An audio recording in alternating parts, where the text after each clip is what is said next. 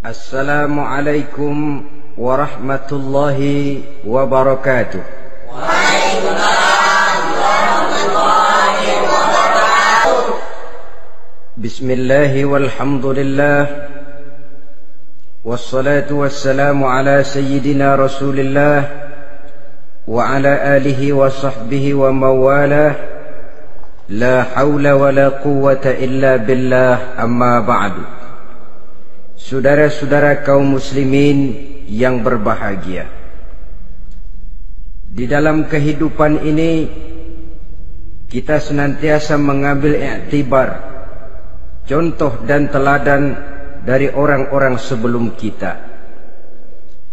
Itu sebabnya kepada baginda Nabi kita Muhammad sallallahu alaihi wasallam Allah Subhanahu wa taala menjelaskan cerita para nabi sebelum beliau dalam ayat "Tsumma naqussu 'alaika min anba'ir rusuli ma nusabbitu bihi fu'adak." Demikianlah kami ceritakan kepadamu wahai Muhammad sebagian dari kisah para rasul-rasul sebelum kamu yang dengan itu akan memperkuat hatimu, meneguhkan keyakinanmu dan memantapkan pendirianmu. Inilah manfaatnya belajar dari sejarah. Jadi jangankan kita, baginda Nabi sendiri pun oleh Allah Subhanahu wa taala diceritakan sejarah para nabi sebelum beliau yang dimusuhi oleh umatnya, yang dicaci maki oleh kaumnya, yang terusir dari kampung halamannya, bahkan sampai ada yang terbunuh oleh umatnya. Itu seluruhnya merupakan iktibar manusabbitu bihi fu'adak, untuk memantapkan langkahmu, meneguhkan keyakinanmu dan menguatkan pendirianmu menghadapi perjuangan ini. Sehubungan dengan itu, pada pertemuan kali ini Al-Fakir ingin menyampaikan satu cuplikan kecil dari kehidupan seorang sahabat utama baginda Nabi, yaitu Sayyidina Umar ibn al-Khattab radhiyallahu anhu.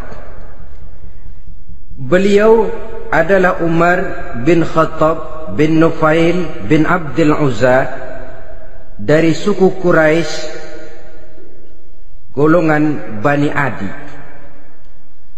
Perawakannya tinggi, kekar dan gagah, melambangkan sifatnya yang pemberani, tegas dan tidak pernah kenal takut kepada siapapun.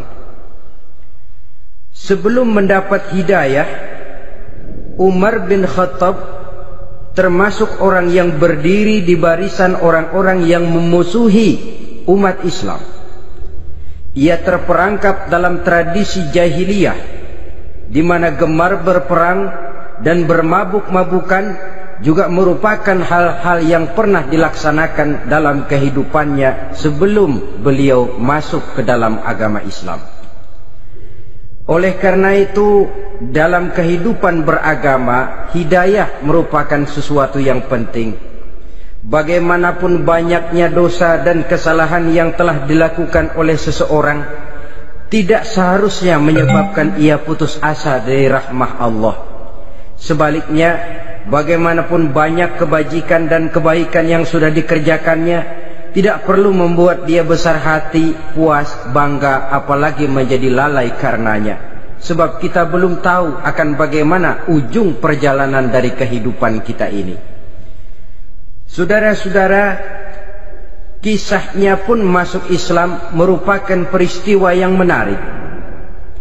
Pada satu hari, dengan pedang terhunus, Umar bin Khattab menuju Darul Arqam, tempat di mana baginda Nabi biasa berkumpul dengan para sahabat. Melihat mukanya yang beringas, matanya yang nanar, orang sudah menyangka dan mengerti ini tentu akan terjadi pembunuhan. Dalam perjalanan menuju Darul Arqam, Umar bertemu dengan Nuaim bin Abdullah. Nuaim bertanya, "Ya Umar, mau kemana ente?" "Mau membunuh itu, si murtad itu," kata. "Si murtad yang mana?" Yang mana lagi? Itu yang memecah belah kita, yang menghina berhala-berhala kita, yang menjelek-jelekkan nenek moyang dan keturunan kita. Siapa lagi kalau bukan Muhammad? Kata Nuaim Umar, enggak salah. Tidak salah lagi. Salah Umar. Salah kenapa? Apa kamu enggak malu? Kamu mau pergi membunuh Muhammad, sementara adikmu sendiri Fatimah, dia sudah termasuk salah seorang pengikut Muhammad. Mendengar ini, muka yang memang tadinya sudah marah dan merah, tambah jadi kelabu. Bukan main mangkelnya Umar bin Khattab. Orang lain dia musuhi, orang lain dia kejar-kejar. Ini malah adiknya sendiri menjadi pengikut dari baginda Nabi. Tidak jadi menuju Darul Arqam, dia berangkat ke rumah adiknya Fatimah. Adapun di rumah Fatimah sedang berkumpul Fatimah, suaminya Sa'id bin Zaid, dan seorang sahabat Habbab ibnul Arad. Mereka sedang membaca Quran. Waktu itu Quran belum lagi dijilid macam sekarang, jadi masih merupakan suhuf atau lembaran-lembaran tercecer saja. Ketuk pintu, ya tentu tidak assalamualaikum karena dia belum Islam. Tok tok tok. Siapa di luar? Umar. Mendengar suaranya saja, ini sahabat yang namanya Habbab ibnul Arad sudah lari ke belakang pintu. Sambil komat kamit baca doa mohon diselamatkan oleh Allah. Adapun Fatimah yang sedang memegang suhuf, lembaran tulisan Quran itu, menyembunyikan suhuf itu di belakang bajunya. Umar masuk. Fatimah, saya bang, apa benar berita yang saya dengar? Berita apa itu bang? Bahwa kau sudah masuk Islam. Bang, andai kata Muhammad memang benar, bagaimana? Sudahlah, jangan belit-belit. Jawab saja, kau masuk Islam benar atau tidak? Ya. Saudara hadirin, begitu dikatakan iya, tangannya langsung melayang, menampar muka adiknya ini, sehingga mengalir darah dari hidungnya. Suaminya Sa'id bin Zaid yang mencoba melindungi istrinya, dipegang lehernya, dibanting, diduduki dadanya. Oh, ini jawara ini.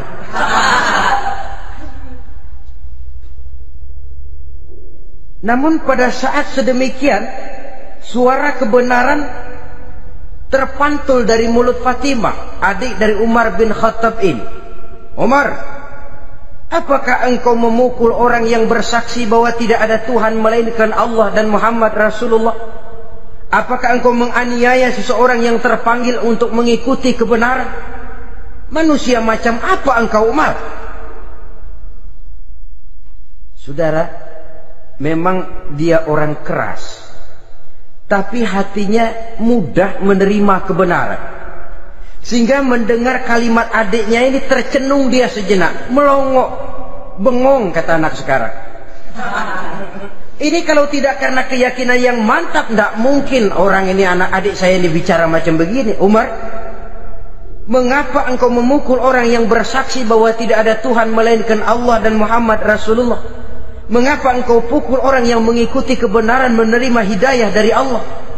Begitu yakin dan mantapnya, walaupun di tengah satu hal yang sangat menakutkan.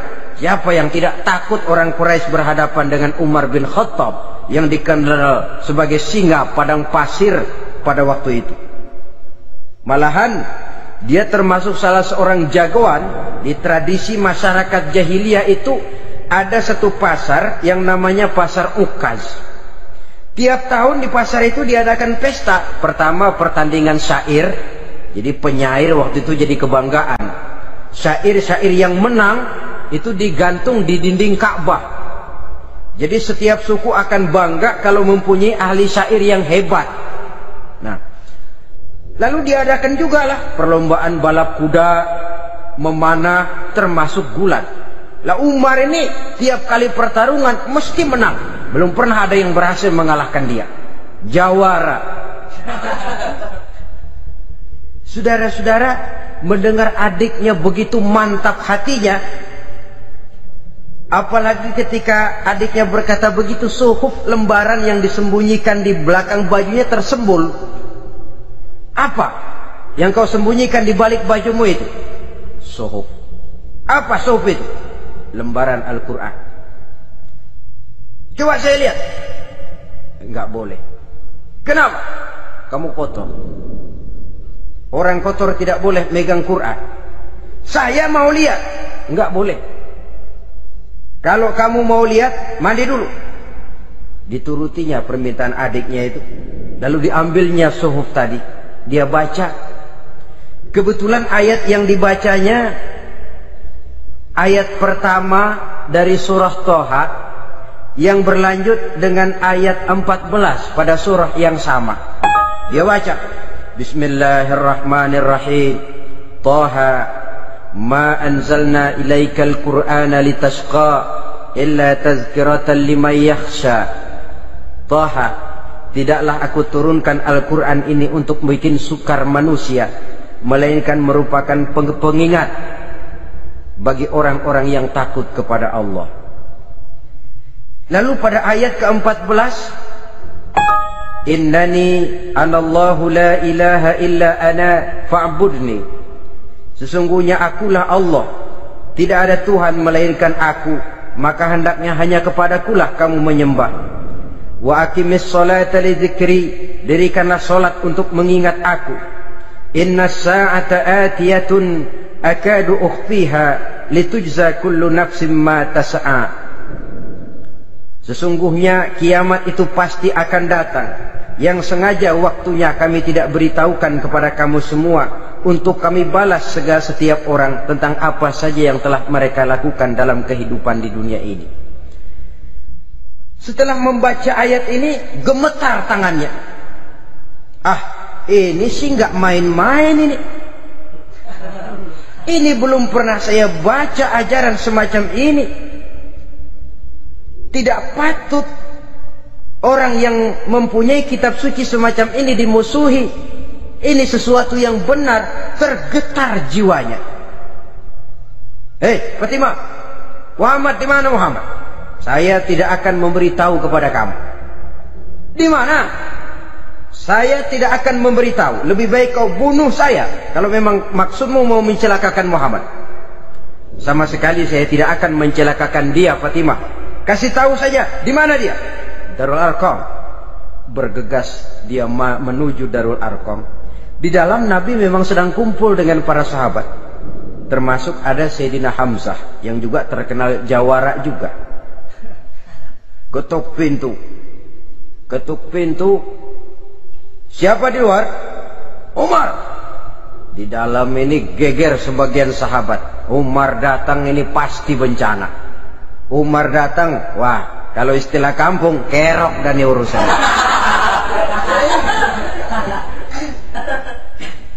Tapi baginda Nabi menenangkan mereka. Tenang, mudah-mudahan ada hikmahnya. Sayyidina Hamzah tampil, bukakan dia pintu. Kalau niatnya baik, kita terima. Kalau niatnya tidak baik, saya paling depan. Dibukakan pintu. Begitu dibukakan pintu, Umar masuk merangkul baginda Nabi. Kemudian dengan tersendat, Ashhadu an la ilaha illallah wa ashhadu annaka ya Muhammad Rasulullah. Saya bersaksi tidak ada Tuhan melainkan Allah, dan saya bersaksi bahwa engkau hai Muhammad adalah utusan Allah.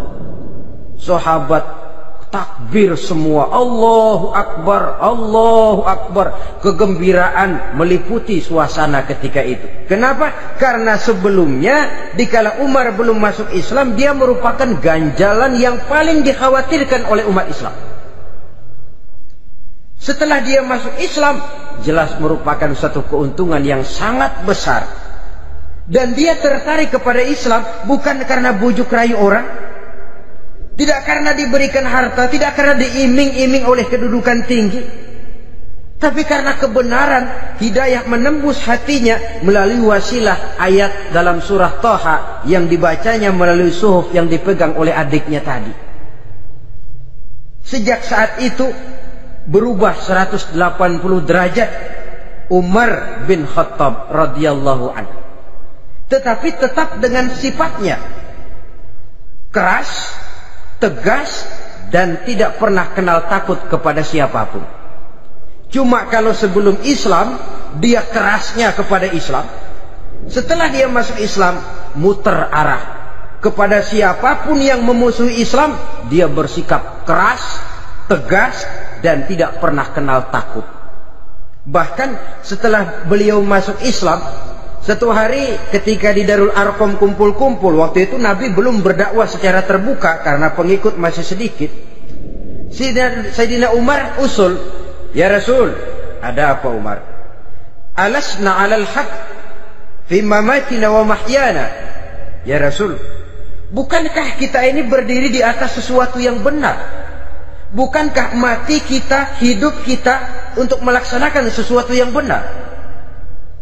Bala ya Umar, betul Umar. Wallazi nafsi biyadihi innakum la'alal haq in muttum wa in hiyitum. Demi Allah Umar, kata Nabi, sesungguhnya kamu dan kita semua berdiri di atas kebenaran, hidup ataupun mati. Setelah mendapat jawaban begini, Umar masuk kepada tujuan pembicaraannya. Izan ya Rasul, fafimal ihtifal.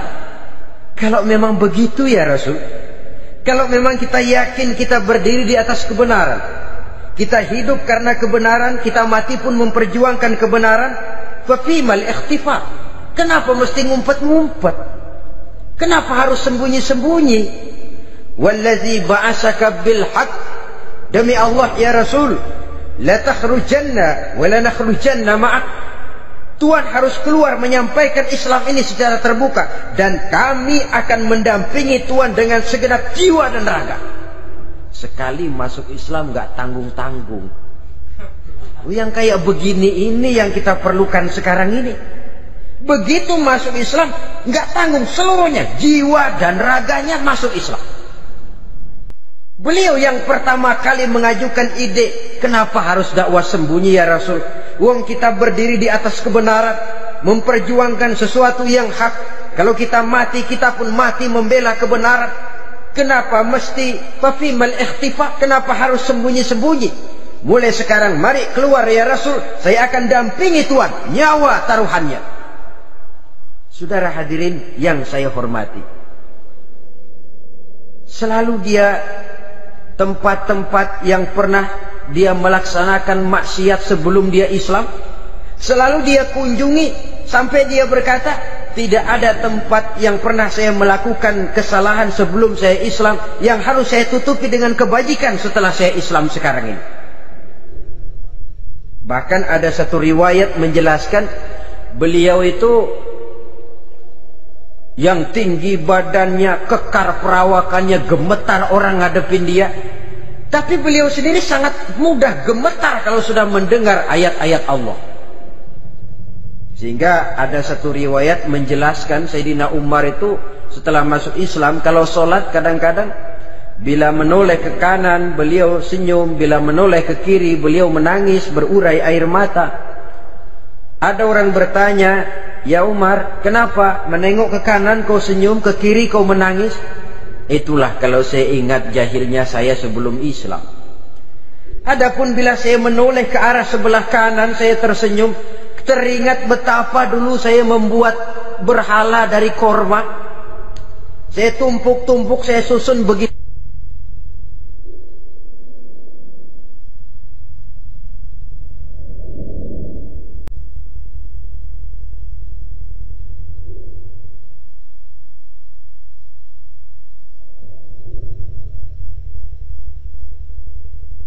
Itu rupa. Setelah saya sembah, saya makan itu korma. Gagah betul saya waktu itu, sampai Tuhan pun saya makan. Adapun kalau saya menoleh ke kiri, teringat putri kesayangan saya yang terbawa oleh tradisi jahiliyah, takut menanggung aib, merasa malu mempunyai anak perempuan sampai dia terkubur hidup-hidup. Berurai air mata saya mengingat semua itu. Padahal Nabi sudah memberikan jaminan. Sebab saudara jangan lupa, orang kafir masuk Islam, dalam Islam itu dihitung dari bayi lagi, dari nol. Itulah untungnya.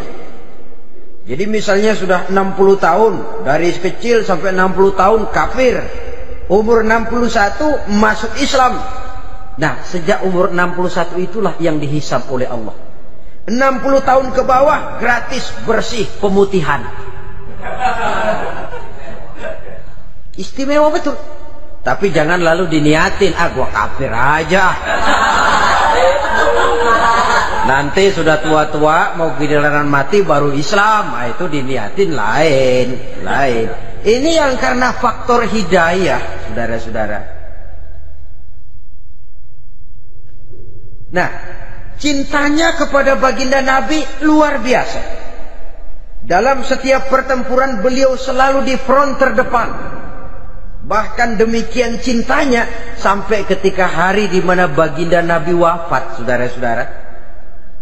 Disampaikan berita wafat Nabi kepada Umar ini. Ya Umar, baginda Nabi sudah wafat. Kamu ngomong apa? Baginda Nabi sudah wafat. Bukan sedih, nyabut pedang, keluar matanya melotot. Siapa yang bilang Muhammad mati, saya tabas batang lehernya. Begitu cintanya beliau kepada baginda Nabi, sampai-sampai nggak menerima kalau Nabi wafat. Taruhlah nggak bisa mati bersamaan, bolehlah mati beriring-iring saja barangkali maksudnya. Saudara-saudara, cabut pedang, kelayaban kemana-mana. Ayo, siapa ngomong Muhammad mati, saya tabas batang lehernya. Sampai bertemu dengan Sayyidina Umar, Sayyidina Abu Bakar. Di tempat orang banyak, Sayyidina Abu Bakar yang bijaksana ini pidato.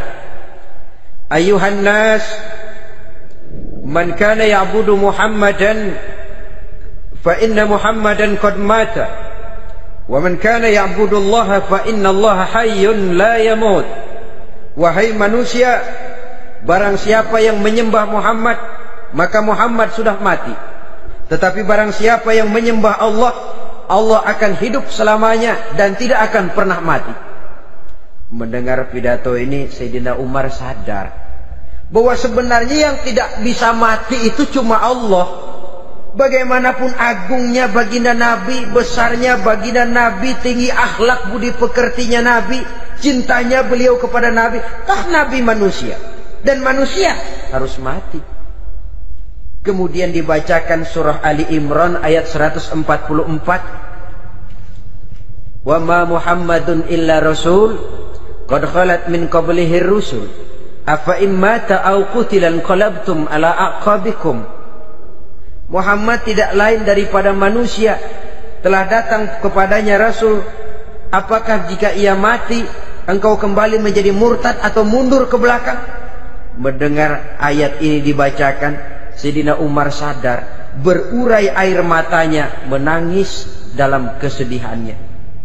Ini cintanya yang demikian tinggi kepada baginda Rasulullah sallallahu alaihi wasallam. Begitulah seluruh kesalahan yang dia lakukan pada saat sebelum dia masuk Islam, berusaha dia tutupi dan dia tebus dengan segala kebaikan, pengabdian, perbuatan soleh setelah dia masuk Islam. Sehingga diajarkan oleh baginda Nabi, ittaqillaha haitsu ma kunta wa atbi'i sayyi'atal hasanata tamhuha wa khaliqin nasa bi khuluqin hasanin. Bertakwalah kamu kepada Allah, kata Nabi, dimanapun saja kamu berada. Jadi takwa tidak kenal tempat. Dimanapun saja kamu berada, bertakwalah kepada Allah. Di rumah takwa, di pasar takwa, di kantor takwa, di tengah orang banyak takwa, pada waktu sendirian takwa. Ittaqillaha haitsu ma kunta.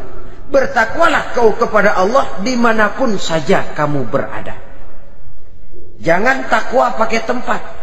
Di masjid takwa, di kantor nyolong.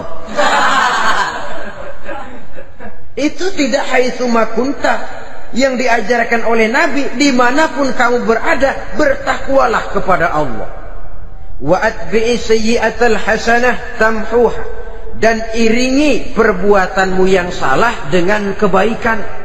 Jadi kalau satu saat terselip kita berbuat salah, cepat iringi dengan kebaikan, tamhuha, dengan harapan kebaikan yang kita kerjakan akan menutupi dosa yang terselip kita lakukan. Ngomongin orang, astagfirullahaladzim, banyak istighfar. Istighfarnya mudah-mudahan bisa nutupin dosa karena ngomongin orang. Tapi jangan lalu tambah sulap, ngomongin orang istighfar, terus ngomongin lagi istighfar lagi. Itu tentu tidak bisa dengan cara begitu. Barangkali terselip pernah mengambil harta orang tanpa alasan yang hak, imbangi dengan rajin sedekah misalnya. Barangkali pernah menyakiti hati orang, imbangi dengan perbuatan yang bisa menyenangkan hati orang lain. Itu namanya mengiringi perbuatan yang bersifat salah dengan kebajikan. Ini yang dilakukan oleh Sayyidina Umar. Setiap pelosok hampir dia datangi, tempat-tempat di mana dia pernah melakukan kesalahan sebelum Islam, di sana dia tegakkan kebajikan dan kebaikan. Kegagahannya, keperkasaannya, keberaniannya sepenuhnya bulat-bulat sudah diwakafkan untuk kepentingan Islam. Saudara hadirin yang saya hormati, diperlukan orang-orang yang punya keberanian macam Sayyidina Umar. Berani karena panggilan hidayah, bukan berani babi. Babi berani juga babi, cuman nyeruduk. Artinya berani yang tanpa pertimbangan. Berani yang tanpa pertimbangan pada akhirnya akan menyulitkan kita sendiri. Beliau gagah, beliau berani, beliau punya kekuatan, beliau punya wewenang, dan itu dimanfaatkannya untuk menjadi backing baginda Nabi kita Muhammad sallallahu alaihi wasallam. La takhrujanna wa la nakhrujanna ma'ak ya Rasul. Rasul, keluar, sampaikan dakwah secara terbuka. Saya akan mendampingi Tuhan. Jika ada yang ganggu Tuhan, saya paling depan. Backing yang mendampingi Rasul untuk menyampaikan risalah Islamiyah ini. Saudara hadirin yang saya hormati, wa khaliqin nasa bi khuluqin hasanin, kata Nabi, dan pergaulilah manusia dengan akhlak yang baik, karena dengan ini kau bisa mengambil hati orang. Dalam hadis lain katakan, innakum la tas'una an-nasa bi amwalikum walakin yasa'uhum minkum bastul wajhi wa husnul khuluq. Kamu tidak akan bisa menyenangkan orang banyak dengan hartamu, tapi kamu bisa ambil hati mereka dengan budi pekerti yang luhur dan muka yang manis. Dengan harta belum tentu kita bisa menyenangkan semua orang, tapi budi pekerti yang luhur, muka yang manis, itu yang akan bisa membuat kau menyenangkan orang banyak.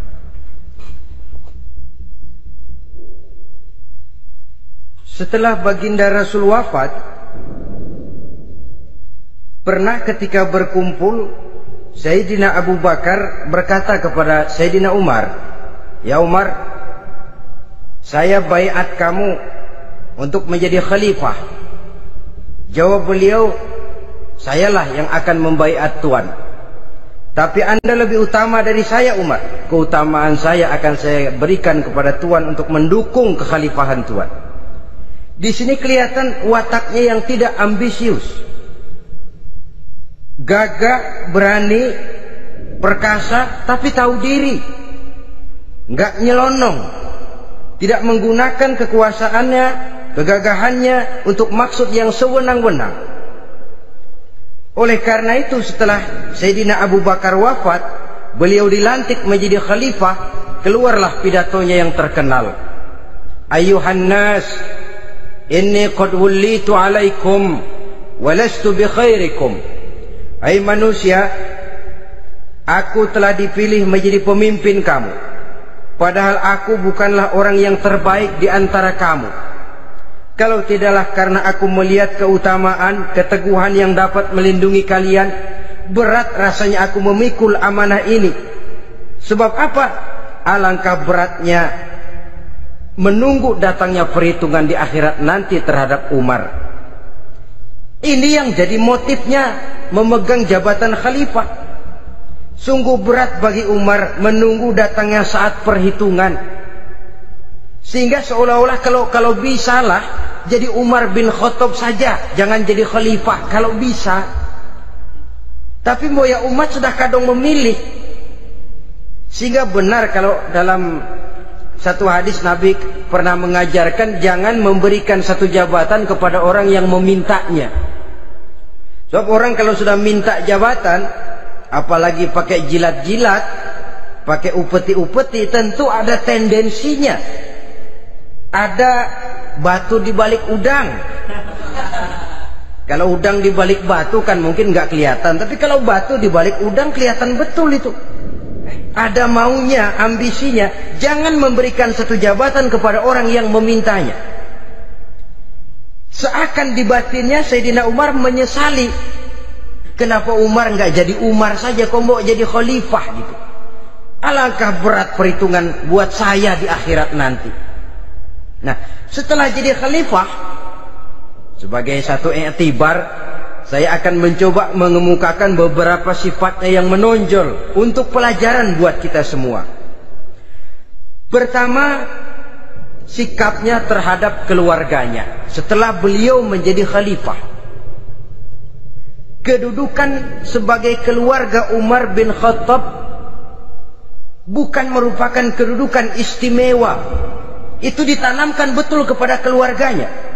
Jangan karena bapakmu khalifah, lalu mentang-mentang anak khalifah kau merasa dapat fasilitas, merasa bisa berbuat semau-maumu. Kau harus punya tanggung jawab dan beban moral, memberikan contoh yang lebih baik kepada rakyat. Ini yang ditekankan kepada keluarganya. Kalau beliau mau mengeluarkan undang-undang, undang-undang itu lebih dahulu dibicarakan di tengah keluarganya, kumpul anak-anaknya. Ini akan ada undang-undang begini. Siapa di antara kalian mau mentaati, persilakan. Yang tidak pun persilakan. Tapi saya ingatkan, kalau ada dari keluarga Umar yang melanggar peraturan yang saya keluarkan ini, saya akan menghukumnya 2 kali lipat karena dia keluarga saya. Menghukumnya 2 kali lipat karena dia keluarga saya.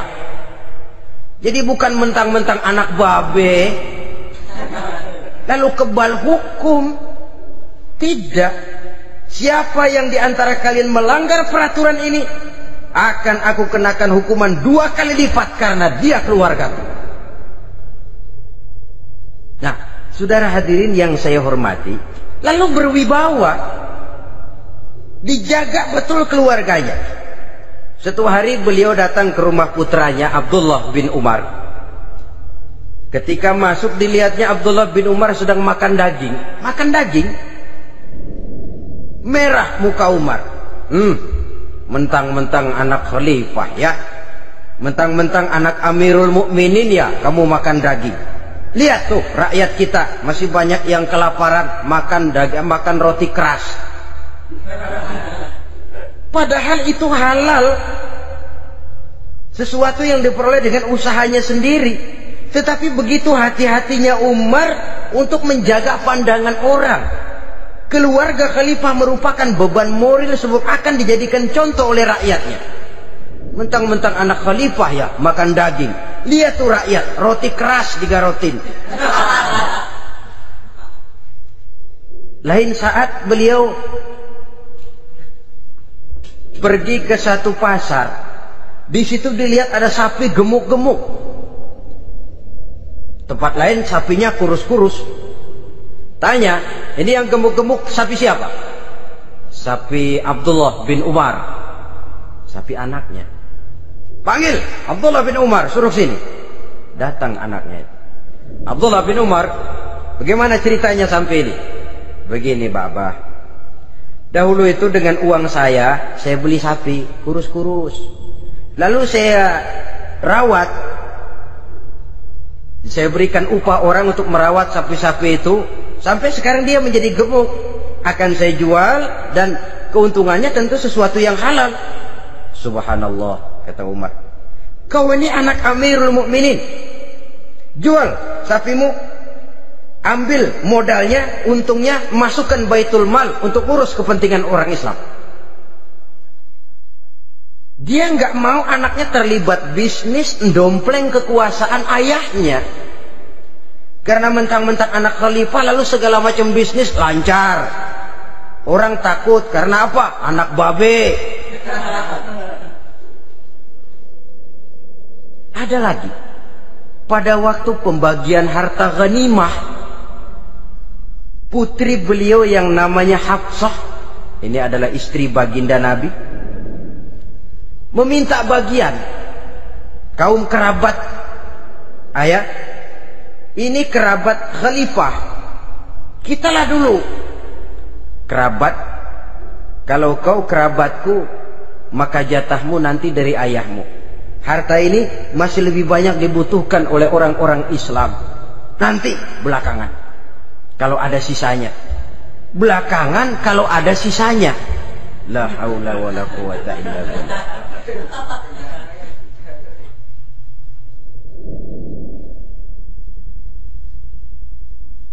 Saudara hadirin, itu terhadap keluarganya. Kemudian apa sifat-sifat yang menonjol dari kepemimpinannya? Pertama, kesederhanaannya. Beliaulah satu-satunya khalifah, Amirul Mukminin, setingkat presiden kalau sekarang, yang punya jubah cuma 2 dan 1 pun punya anaknya. Tambelan lagi. Pernah sholat Jumat terlambat. Beliau naik mimbar untuk khutbah, sebelumnya minta maaf dulu. Saudara-saudara, maaf saya terlambat nungguin baju kering. Seorang khalifah nungguin baju kering. Sederhana dalam kehidupannya. Mari kita ambil satu cerita lagi. Pada waktu beliau jadi khalifah, yang diangkat jadi gubernur di Mesir adalah Amr bin As. Amr bin As hidupnya lebih mirip kaisar. Istananya besar, pakaiannya bagus-bagus. Nah, yang paling mengganggu pikiran Amr bin As, di sebelah istananya ini ada gubuk reot, kepunyaan orang Yahudi lagi. Ah, ini nggak pantas bener, masa di samping istana gubernur ada gubuk reot. Orang Yahudi lagi yang punya. Ini mesti, udah, bikin saja rencana, panggil dinas tata kota, bikin planning. Di sini mau dibangun masjid, proyek negara. Bikin gambarnya, susun anggarannya, tender. Saudara-saudara, si Yahudi yang punya gubuk reot dipanggil. Yahudi, ada apa, Pak? Kamu tahu nggak? Enggak. Iya, memang belum saya kasih tahu.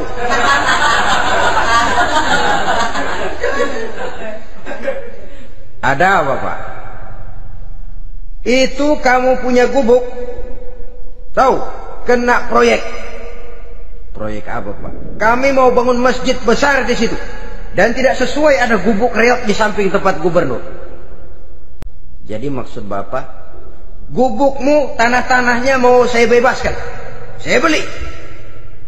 Enggak mau, Pak. Saya enggak mau jual. Saya bayar 2 kali lipat.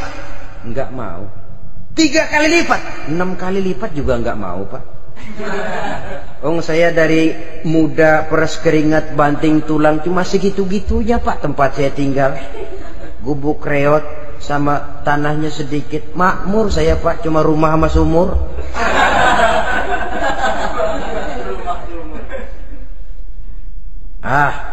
Ini Yahudi kelewatan juga. Akhirnya turun perintah, sudah, kalau dia nggak mau dibebaskan, gusur saja, tarik, ambil bulldozer, digusur. Yahudi ini berurai air matanya. Aduh, begini jadi rakyat kecil, udah jatuh ketiban ember lagi. Tapi pikir-pikir Amr bin As kan bukan yang paling atas. Dia kan cuma pejabat, masih ada atasannya lagi. Lapor lapor. Yahudi ini berangkat ke Madinah. Bayangkan dari Mesir ke Madinah. Jalan. Di sepanjang jalan dia pikir membanding-banding. Kalau gubernurnya saja istananya begitu mewah, apalagi khalifahnya. Kalau gubernurnya galak main gusur, apalagi khalifahnya. Dan saya bukan orang Islam, apa dia lemin ngadu? Apa dapat tanggapan? Berangkat dia sambil harap-harap cemas. Sampai di pintu kota Madinah, dia temui orang lagi tidur di bawah pohon korma. Selamat siang Pak. Ada apa? Pak. Apa? Mau lapor. Lapor apa? Bapak tahu Khalifah Umar bin Khattab? Tahu? Istananya di mana Pak? Istananya di atas lumpur. Di atas lumpur. Di atas lumpur. Pengawalnya banyak Pak. Banyak. Siapa Pak? Yatim piatu, janda-janda tua, orang-orang miskin, orang-orang lemah, itu pengawalnya. Pakaian kebesarannya apa sutra apa Pak? Pakaian kebesarannya malu dan takwa. Saya nggak ngerti Pak. Itulah Umar bin Khattab. Lalu orangnya sekarang di mana Pak? Di depan ente. Rupanya yang dia tanya itulah orangnya. Gemeter Yahudi ini, keringat bercucuran. Coba, istananya di atas lumpur. Sebab beliau berprinsip, bagaimana saya bisa menghayati nasib rakyat kalau saya tidak merasakan apa yang mereka rasakan? Bagaimana saya nggak bisa tahu sakitnya lapar kalau saya belum pernah kelaparan?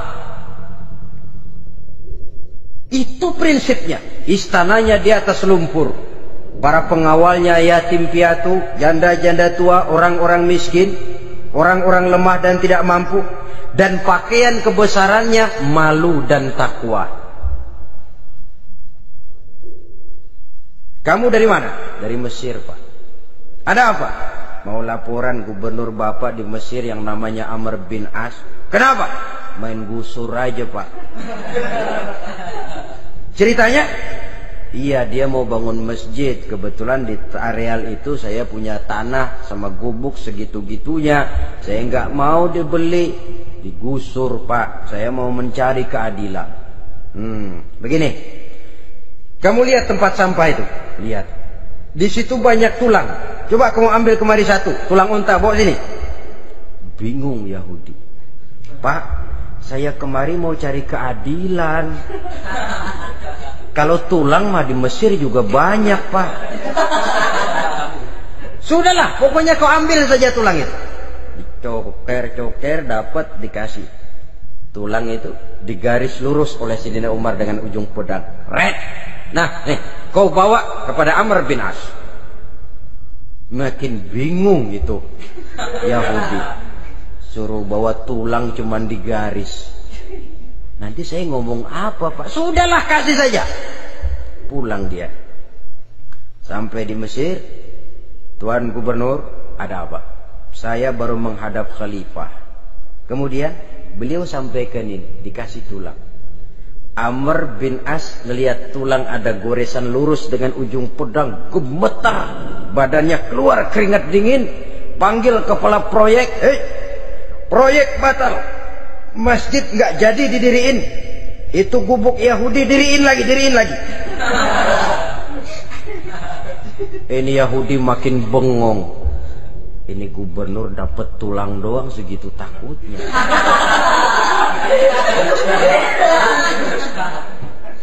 Ada apa sebenarnya Tuan Gubernur? Kamu tahu? Ini nasihat pahit buat saya dari Amirul Mukminin Umar bin Khattab. Seolah-olah beliau bilang, "Hai Amr bin As, jangan mentang-mentang sedang berkuasa ya. Pada suatu saat kau akan jadi tulang-tulang kayak begini. Maka mumpung kamu masih hidup dan berkuasa, berlaku lurus dan adillah kamu seperti lurusnya garis di atas tulang ini. Red. Lurus, adil, jangan bengkok. Sebab kalau kamu bengkok, nanti aku yang luruskan pakai pedangku. Siapa yang enggak ngeper digituin? Sampai akhirnya apa? Kata si Yahudi, Pak, kalau begitu Islam adil ya. Adil. Kalau gitu biarin dah, Pak, tanah saya. Mau kamu jual? Bukan saya jual, Pak, saya kasih aja dah. Campur gubuk-gubuknya, ambil aja dah.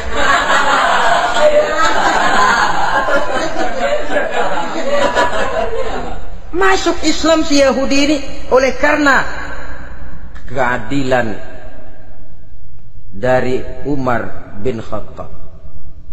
Begitulah kesederhanaan hidupnya. Sampai saudara, yang ironi betul, pernah Utsman bin Affan, Ali bin Abi Thalib, Thalhah dan Zubair kumpul mendengar berita bahwa Sayyidina Umar ini punya hutang. Bayangkan, seorang khalifah untuk melangsungkan hidupnya sampai punya hutang. Padahal Baitul Mal di bawah kekuasaannya. Berunding Utsman, Ali, Thalhah, Zubair. Kalau kita langsung ngomong sama Umar nggak enak dong, dia nggak bakalan terima. Lewat putrinya aja, Hafsah. Baik. Hafsah ngomong sama Umar, Abah, kenapa? Bagaimana kalau honor Abah ditambah, ditingkatkan supaya hutang bisa ketutup? Hafsah, saya Abah. Siapa yang nyuruh kamu ngomong begitu? Enggak ada. Ada. Saya tahu ada ini. Kalau enggak ada, kamu enggak mungkin ngomong begitu. Tapi orangnya kalau saya tuntut, mereka mungkin enggak mau. Sekarang saya mau tanya Hafsah, kau kan istri Rasul, betul? Nah, saya mau tanya, suamimu makanannya apa? Daging? Bukan. Roti. Tempat tidurnya kasur empuk? Bukan. Kain kasar yang kalau musim panas kami bentangkan, kalau musim dingin separuh buat tidur, separuh buat selimut. Pakaian yang dibelikan untukmu berapa banyaknya? Cuma 2. Nah, itu guru saya, orang yang paling saya cintai, dan itu yang saya ikuti. Bahkan setelah beliau wafat, Sayyidina Umar ini hutangnya ditanggungkan kepada anaknya Abdullah bin Umar, dan itu pun dilunasi dengan menjual rumahnya, sehingga rumahnya itu disebut Darul Qadha, rumah bayar hutang. Begitu kesederhanaannya. Jadi nggak pakai aji mumpung jadi khalifah lalu kayak ikan gurita, tangan yang mana aja megang. Itu kan mental monyet. Monyet itu kan begitu, tangan megang kiri kanan, mulut ngawal, kaki megang, temennya dikasih masih ngerampas juga. Monyet rakus betul itu. Itu kesederhanaannya. Kenapa kesederhanaan ini timbul? Karena sikap zuhudnya. Zuhud itu tarkud dunia li ajlil akhirah. Orang yang mengambil dunia hanya yang diperlukan dengan lebih mengutamakan kehidupan akhirat. Watak zuhudnya yang sangat menonjol. Dialah pahlawan yang paling berani di medan perang. Dialah imam yang paling khusyuk di masjid. Dan tidak jarang kalau sholat sendiri, begitu membaca ayat yang menceritakan neraka, nangis berurai air matanya. Saudara hadirin ma'asyiral muslimin rahimakumullah. Jadi kesederhanaan dan kezuhudan ini bukan lewat teori disampaikan oleh Umar, bukan lewat penataran seluruh aparat, tidak, lewat contoh konkret. Inilah saya, contoh sederhana dan zuhud. Bagaimana saya akan bisa merasakan penderitaan kalau saya sendiri tidak pernah menderita? Bagaimana saya akan tahu sakitnya lapar kalau saya belum pernah kelaparan? Maka tanpa penataran, tanpa upgrading segala macam, berhasil karena prinsip keteladanan. Beliau jadi contoh utama. Dan sumber utamanya tentu tidak lain karena contoh dari baginda Nabi besar Muhammad sallallahu alaihi wasallam. 2, sederhana. Yang kedua, zuhud. Yang ketiga, sifat yang menonjol dari kekhalifahannya adalah adil. Kalau sudah bicara soal hukum, dia tidak pernah kenal kompromi. Adalah seorang pemuka Nasrani masuk Islam. Namanya Jabalah bin Aiham. Ketika dia bikin haji, kain ihramnya keinjak orang Arab yang hitam, Badui. Jengkel, dia merasa bekas tokoh. Enak aja nih orang udah jelek nginjak lagi. Ditempeleng orang tadi. Orang ini lapor kepada Umar. Panggil Jabalah bin Aiham. Panggil. Kau ditampar? Betul Khalifah. Tampar dia. Tampar lagi. Dipukul orang itu di depan Sayyidina Umar. Jadi tidak karena kau ini bekas kepala suku, kau ini bekas orang terhormat, lalu ada kebijaksanaan yang tidak bijaksana. Kebijaksanaan yang akhirnya jadi tidak bijaksana. Dan itu memang sudah dimulai dengan memblokir keluarganya. Tidak satu keluarganya pun yang boleh mempunyai perasaan bahwa menjadi keluarga khalifah merupakan fasilitas dan keuntungan. Kau jangan makan di atas punggungku. Kau jangan menikmati fasilitas di atas keringatku. Dan tidak ada keinginan mewariskan jabatan khalifah kepada anak-anaknya. Pernah beliau musyawarah, saya bingung, kenapa khalifah? Gubernur Kufah ini sulit nyari orang. Diangkat yang lemah, rakyat ngeluh. Diangkat yang keras, rakyat juga ngeluh. Ada calon khalifah. Kalau ini mah nggak salah lagi nih buat gubernur Kufah. Siapa? Abdullah bin Umar, anak beliau sendiri.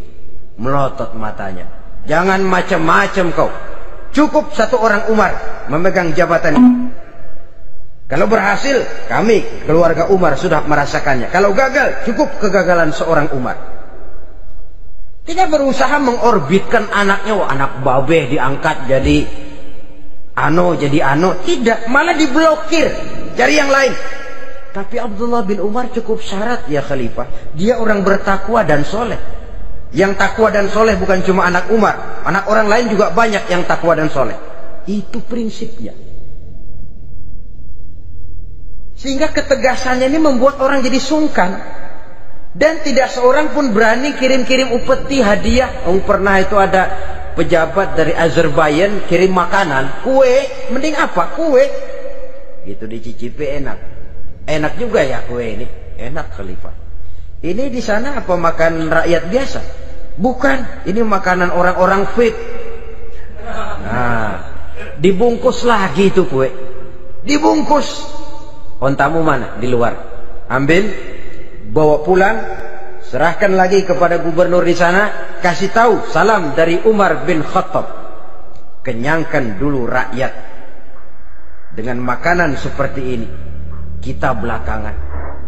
Jadi kalau rakyat lapar, saya orang pertama yang akan merasakan kelaparan. Tapi kalau rakyat makmur, biarlah saya menjadi orang terakhir yang kenyang. Kan bagus prinsip itu. Jikalau rakyat kelaparan, saya akan jadi orang pertama yang merasakan lapar. Tapi kalau rakyat makmur, biar saya jadi orang terakhir yang kenyang. Jangan dibalik. Pada saat rakyat kelaparan, dia kekenyangan. Dan selanjutnya, sikap keadilannya ini, saudara-saudara, menyebabkan hukum lalu jadi berwibawa. Pernah beliau jalan-jalan di lorong kota Madinah, di tempat yang namanya Harak bersama Aslam. Ada ibu-ibu, anaknya nangis, lapar ma, sabar dikit lagi matang katanya. Emang tuh ibu lagi ngerebus, bunyi air ngegulak, luguk. Umar lihati dari jauh, belum juga matang. Nih anak dari nangis, lapar, sampai capek nangis, sampai tidur. Anak tidur, Umar samperin, Bu, emang masak apa sih kok nggak bisa matang? Saya nggak masak apa-apa tuan. Itu pating kerubuk apa? Ketika dibuka ya cuma air saja. Subhanallah, ibu sudah ngebohongi anak ibu sendiri. Habis harus bagaimana tuan? Saya sudah nggak punya makanan untuk dimasak. Sementara perut nggak kenal kompromi. Jalan satu-satunya ya terpaksa anak saya bohongi. Saya bilang sebentar lagi matang sampai dia tidur sekarang ini. Memangnya Khalifah Umar gimana sih ngurusi rakyatnya? Subhanallah, dia orang zalim. Dia yang memegang urusan kami, tapi dia nggak tahu nasib saya. Anak kelaparan, keluarga terlantar. Oh begitu. Iya, zalim betul Umar bin Khattab itu. Kalau begitu ibu tunggu sebentar. Dia pulang bersama Aslam menuju Baitul Mal. Dia ambil tepung 1 karung, dipikul sendiri. Dipikul sendiri. Kata Aslam, ya Khalifah biar saya yang bawa. Jangan. Kenapa Khalifah? Apa kau kira kau sanggup mikul dosa saya di akhirat nanti? Biar saya yang mikul sendiri. Dia bawa ke tempat tuh ibu-ibu. Dia masakin sendiri. Nah bu, sudah matang, persilakan masak. Makan. Alhamdulillah Tuhan. Mudah-mudahan Allah memberkahi Tuhan. Tuhan lebih baik dari Umar bin Khattab yang zalim itu. Memang sebenarnya Tuhan siapa, kata tuh ibu? Saya. Iya, saya ya Umar bin Khattab yang ibu bilang zalim itu. Gemetar si ibu. Gemetar si ibu. Tapi memang peka dan menghargai kritik orang. Tidak membungkam setiap orang yang nadanya sumbang atau berbeda. Kadang beliau berkata, saya khawatir karena orang terlalu segan dengan saya, lalu nggak ada yang berani negur kalau saya salah. Kan begitu biasanya. Karena sudah terlalu segan, lalu semuanya orang mau diaminin saja. Asal dibilang nggak benar, marah, jengkel. Lalu disingkirin, maunya diiyain, ingge, kulo nuwun. Oke bos. Beliau bilang, saya khawatir kalau tidak ada orang yang mau menegur kesalahan saya jika saya terlanjur nanti. Tahu-tahu muncul orang, demi Allah saya akan menegur Tuhan dengan pedang saya ini. Cerah mukanya, senyum bibirnya. Alhamdulillah, anak muda, saya memerlukan orang macam kau yang berani berkata ya terhadap yang benar dan tidak terhadap yang tidak benar, apa dan bagaimanapun resikonya. Di sini kelihatan sikap beliau menghadapi orang yang berbeda pendapat. Keadilan, keberanian dan ketegasan, cepat menerima kebenaran merupakan serentetan dari sifat-sifat utama beliau sejak masuk Islam sampai menjadi khalifah yang kedua. Bahkan dengan jasa beliau, Islam kemudian tersebar menembus dinding Jazirah Arabia, memasuki Bizantium dan Persia, sehingga beliau juga dikenal sebagai periode Al-Futuhat Al-Islamiyah. Nah saudara-saudara, inilah cuplikan kecil dari kehidupan seorang agung dan besar yang memang sangat terbatas kata-kata untuk melukiskan kebesaran itu. Namun yang secuplik ini mudah-mudahan menjadi sumbangan moral dalam rangka kita memperbaiki diri menuju kehidupan yang lebih baik. Terima kasih banyak atas segala perhatian.